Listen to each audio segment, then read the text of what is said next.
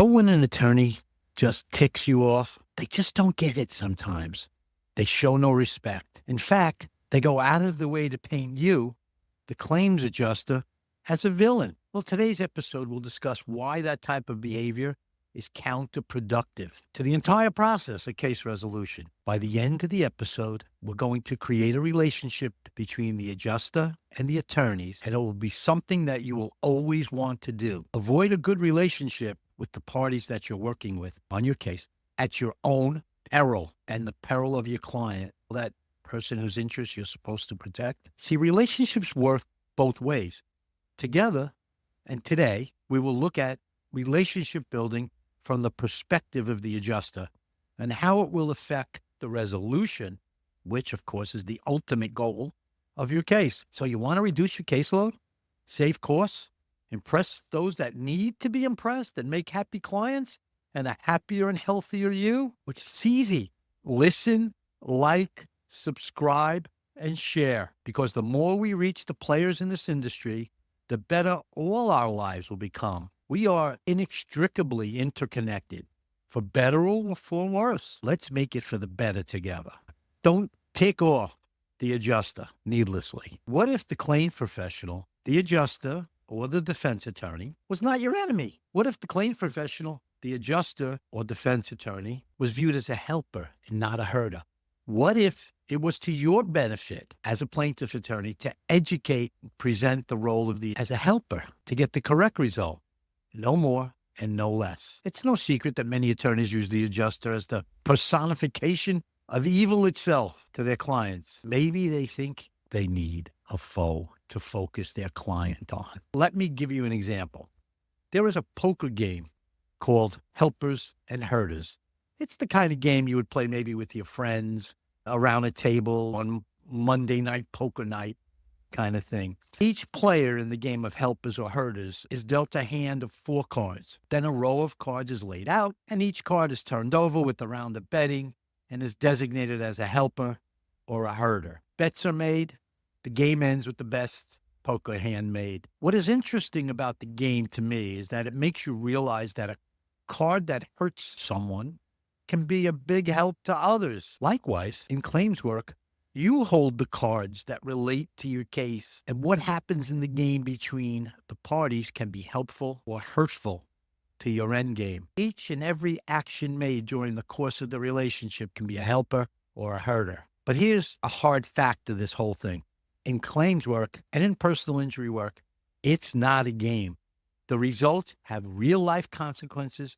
Real people are affected by the outcome of your actions. How you play your hand will determine if your actions are helpful or hurtful, not only to you and your client, but to the relationship that you need to build, not just to survive, but to proliferate in this beast of a business. Just take note at some of the recent advertising by plaintiffs' attorneys. You can't go up and down I-95 from New York to Florida without seeing an incredible amount of plaintiffs' attorney signs, advertising, and lights, many of them, like Las Vegas-style signs, lighting up the highways. I always found it ironic that the most distracting signs you ever see on a highway are those placed by plaintiffs' attorneys who are dealing with accident cases. It's crazy, right?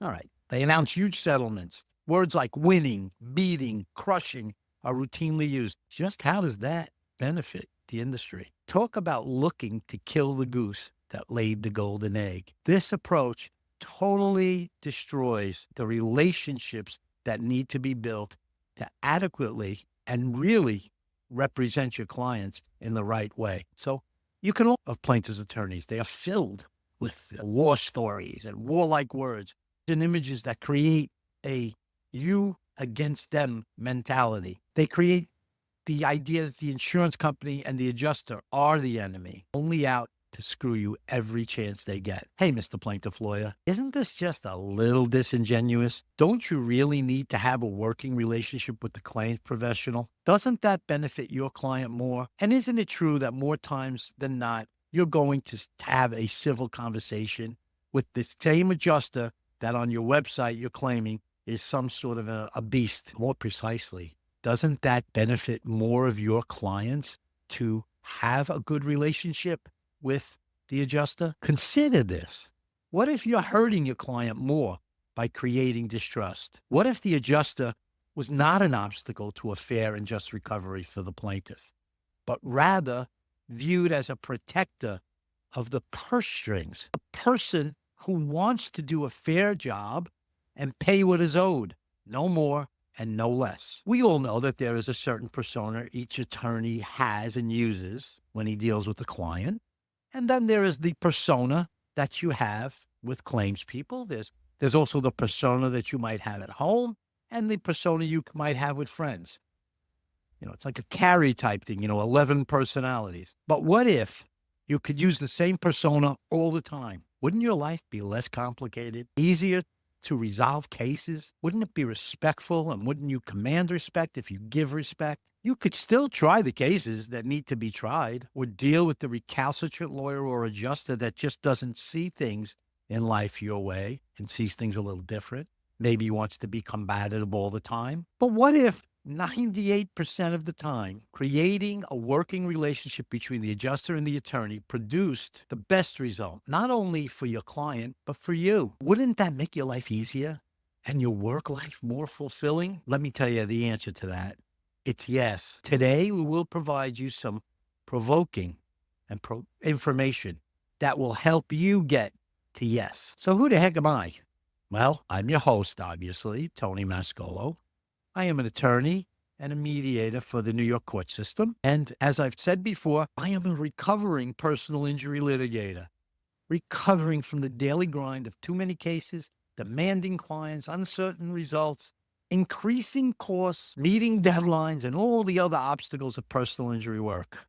In other words, I've lived your life. Together, we will learn methods to manage this beast of work and reduce caseloads, provide certainty of outcome, develop relationships that sustain continued resolution. This will give us power over our lives and provide joy in all our relationships, both in and out of court. Little secret, they call me the mediation whisperer. This podcast will hopefully get in your ear. Let its truths sink in. And by the way, if you enjoy this episode, at the end, kindly leave a 5-star review or share the episode with a colleague in the industry or that lawyer or adjuster that is driving you crazy, or you just want to work better with. You can even book a call with me and we can get into more details on how to do this.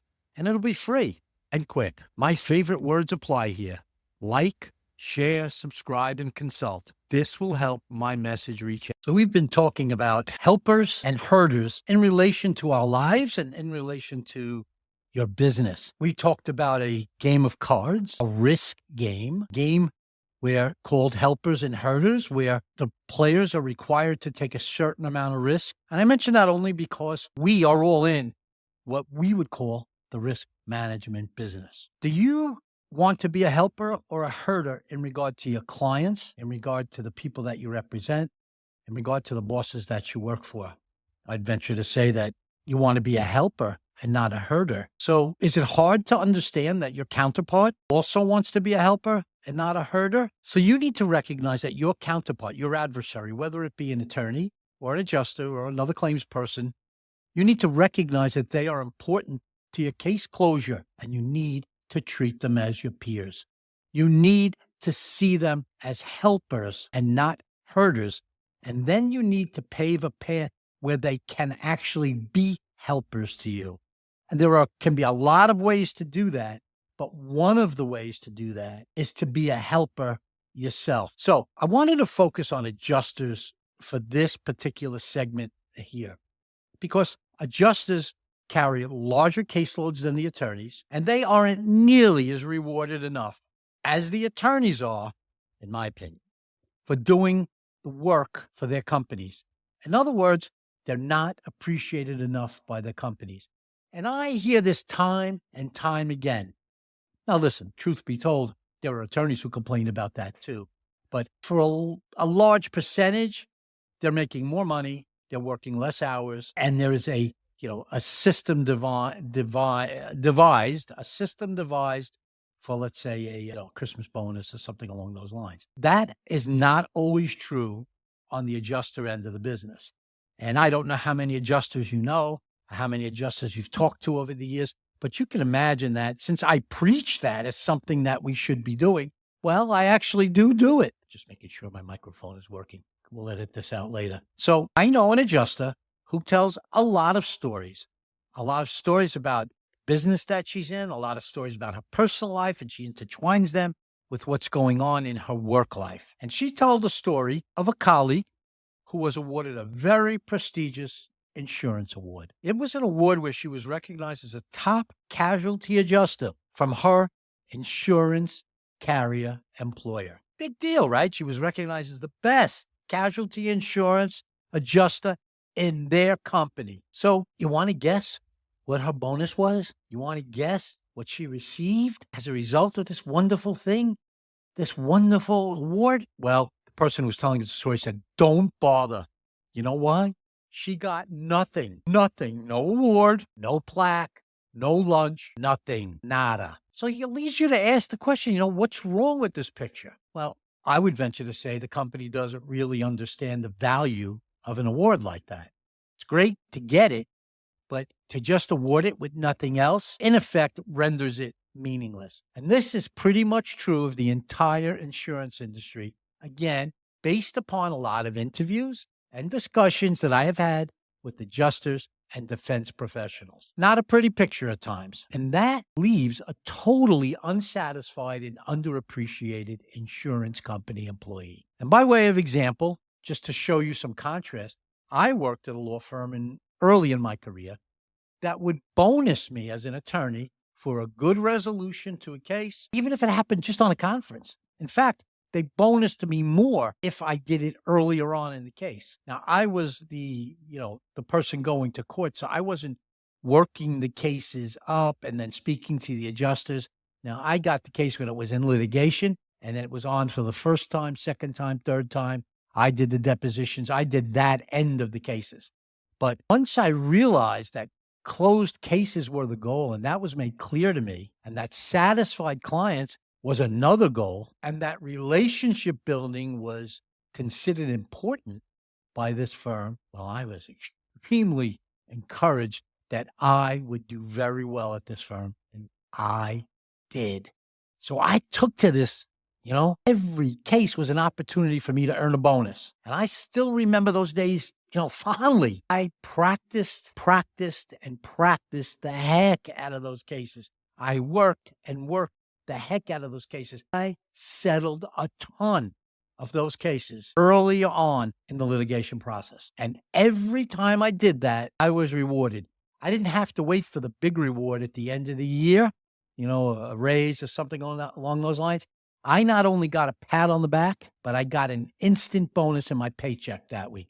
It wasn't oftentimes a lot of money. It may have been $100. It could have been a few $100s, but it was an instant reward. And that made me want to work even more and settle more cases. I did the same thing when I opened up my own practice. I was generous in my rewards to my employees. They earned bonuses when they did a good job in court, and I made them know that it was a good job that they did. Now, understanding that this lack of recognition exists at a particular job, well, this should give you an incentive to fill that vacuum with the relationship that you create with the adjuster. I'm not talking about giving the adjuster money, giving the adjuster anything. I'm talking about only giving the adjuster respect and the knowledge that they did a good job. You see, adjusters aren't immune from being told that they did a good job. They're not immune from their boss saying to them, hey, someone else told me you did a good job. Someone that didn't have to say that. So when you settle a case with the adjuster, let them know you appreciate the work they did. In today's world, you can do that pretty easily. You can share a note with the supervisor. You can make a phone call and leave a voice message. You can send an email. It's so easy, or a text. And just say simply, your adjuster was on top of things, did a great job. I'm happy that we were able to resolve the case, and I look forward to working with that adjuster again. You see, this costs you nothing, and it establishes your appreciation for the hard work and the closed case. You can bet that it will help fast track the next case you have together. You see, the ego of a lot of attorneys and other claims professionals in our business prevents them from being kind and acknowledging good work. I'm not telling you to be dishonest. I'm telling you to be honest when a good work is done and to realize that that honesty can help you move along more cases. So we said that this can help you fast track the next case. Yes, the next case. Have you not figured out the repetitive nature of our PI business? From the major carriers to the usual adjusters to the same claims supervisors on every case to the same defense firms to the same courts and to the same judges. You see, it's a carousel. It's not a linear relationship. In this business, what goes around actually does come around, and you need to hop on that carousel. Now, the second thing that adjusters tell me all the time that they wish was different, that would help make their life easier and make them want to settle more cases and actually resolve more cases, is that if they received timely reports from their attorneys and claim numbers in the subject line of every contact that they have had with either their own attorneys or their adversaries on the case, even co-defendants. These are just easy things, and time again, justices tell me that there are two things that if attorneys did on a regular basis, adjusters would put their cases at the top of the work pile. They're easy things like, get a timely report to them. And, that's a drum roll, put the claim number at the top of the letter, in the subject line of the email, and on every other communication that you have with the adjuster, either oral or written. And even if you're sending them just photographs or documents of any kind, put the claim number up in the corner. It is documented by the adjusters how much time is wasted just because there's no index number attached. I have been told by adjusters that if an email comes in without the claim number in the subject line, they don't even look at that email to the end of the day. They go directly to the ones with the claim number in the subject line. So what does that tell you? Be smart. Don't waste the time of the adjuster. Be like the grandmother who visits their grandchild. The grandchild can't wait till grandma comes because in her pocketbook, she's got all kinds of sweets and gum and candy and all those kind of things. Grandma is always welcome. Grandma goes to the top of the list. She gets the hugs, the smiles, the kisses. And only in this case, well, maybe you should tattoo the claim on your forehead. Okay, and maybe that's the answer. And the adjuster, of course, will just do the rest at that point. And as for reports, I'll only say that brevity is considered godly in an adjuster's life. No purple prose. There's no need for extensive footnotes, cites, cases. They know you're a lawyer. They know you're smart. They know you got through law school. You know what an adjuster wants? They want the facts. Remember that show years ago on TV called Dragnet? The guy would say things like, just the facts, ma'am. And that's what adjusters want. They just want the facts. They don't care how wonderful your writing skills are. They could care less how exciting and how wonderful and brilliant the argument is. Here's what they want. They want a brief, succinct summary of the major points. They don't want you to offer your opinions, unless they've asked for them, of course. Just be ready to do what the adjuster asks you to do. And unless there's something that's totally out of whack that the adjuster needs to know that they wouldn't otherwise know, well, just be a helper. And then guess what? The adjuster will be a helper to you. The last thing I wanted to mention in terms of adjusters is that it's no different. This is where attorneys and adjusters, really, their interests coincide. Adjusters hate open files. Just a truism in this world. Attorneys hate open files. Everybody wants to close. So therefore, to be on the same page, it just means you need to recognize that everyone wants to close a case. So these truisms are, okay, listen, let me guess. Oh, the sun rises in the east and it sets in the west. The chemical makeup of H2O, water is H2O. Not a truism. Bisquick makes the best pancake. Well, how about this one in an Italian family? Mom's meatballs are the best in the world. So one of the truisms in the adjuster business is adjusters hate open cases. And there is nothing good about an open case to an adjuster. You know what it is? It's an open wound just waiting to fester, waiting to be infected and to blow up into something unmanageable. Closing it quickly while it's only a small wound, is the goal. Trust me, no adjuster wants to get into the heavy litigation stage with mounds and mounds of discovery.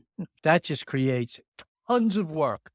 Litigation, depositions, authorization exchanges, medical reviews, experts, cha-ching, cha-ching. It's a major infusion of time and money. Many, many calls to adjusters, to bosses, to supervisors, many calls from the client. Oh my goodness, many reports to be done. More of everything. More, more, more. We don't want more in this business. So trust me, adjusters hate open cases, and you need to use that hatred of the open case in every interaction that you have, every discussion that you have, every piece of paper that you exchange with the adjuster. And by the way, even early on, before you're even ready for it, you should be asking the adjuster, hey, what's your opinion on the resolution of this case? The adjuster might say, oh, we haven't roundtabled yet. Say, I'm not interested in their opinion. I'm interested in your opinion. You've been around a long time. I know you settled a lot of cases. I know you've tried a lot of cases. I know you have a lot of experience. You and I, this is you and I talking. Let's resolve this case. We don't need anyone else deciding it for us. We're the experts. We know. By the way, what you discuss with the adjuster and what you tell him your position is and what you kind of share with him and then have him develop his position, that's likely what's going to go in his report when he puts it in or she puts it in to the round table, to the supervisor to get money on the case to help you resolve it. So by doing this with the adjuster, you are showing the adjuster you appreciate their work, you appreciate their intellect, and you have a desire to get on the same page. That equality is very important. And by the way, this should be done whether you're on the same side, either side of the V in this case. In other words, the adjuster should know you value closed cases as much as he or she does. Now listen, you might not agree on the value of the case, but there are things that you can always agree on. For example, having a closed case. There's no question that we can agree on we want to close the case out. You can find other things too in a case, such as a hit in the rear and things like that where there'll be no liability issue. And I always make a point of finding the things that we don't need to disagree on, that are, irrefutable, and posing them as something that we both know. It kind of sets a good groundwork. So even though you might not agree on value, you should find things that lead you to closing, because closing is good. I'm going to make a reference to an old-time movie. That alone, that reference to closing cases, well, that can be the start of a beautiful relationship.